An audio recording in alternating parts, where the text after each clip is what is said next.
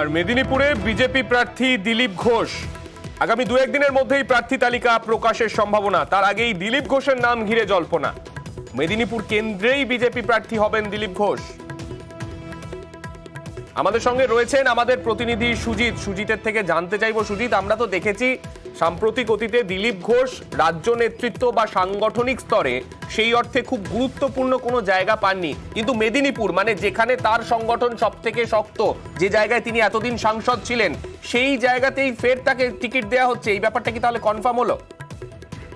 সূত্রের খবর কনফার্ম, এবং সেখানে তৃণমূল প্রার্থী জুন মালিয়ার বিরুদ্ধে দিলীপ ঘোষই ফাইনাল প্রার্থী হচ্ছেন বিজেপির, এমনটাই সূত্র মারফত জানা যাচ্ছে। যদিও তার নাম এখনো ঘোষণা হয়নি, আর তার নাম তালিকায় ঘোষণা না হওয়ার কারণেই কিন্তু জল্পনা চলছিল, নানা রকম আলোচনা হচ্ছিল। তারই মধ্যে যেটা সূত্র মারফত জানা যাচ্ছে, মেদিনীপুর লোকসভা কেন্দ্রে বিজেপির টিকিটে ফের প্রার্থী হচ্ছেন দিলীপ ঘোষই।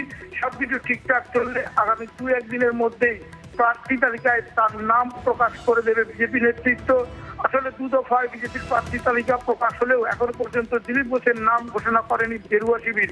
তার নাম এখনো ঘোষণা না হয়, মেদিনীপুর কেন্দ্রে তার প্রার্থী হওয়া না হওয়া নিয়ে জল্পনা চলছে।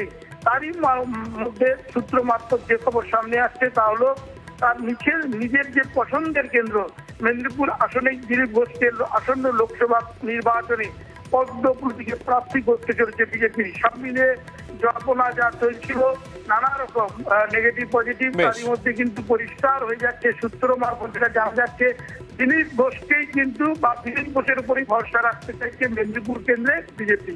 বেশ, ধন্যবাদ সুজিত।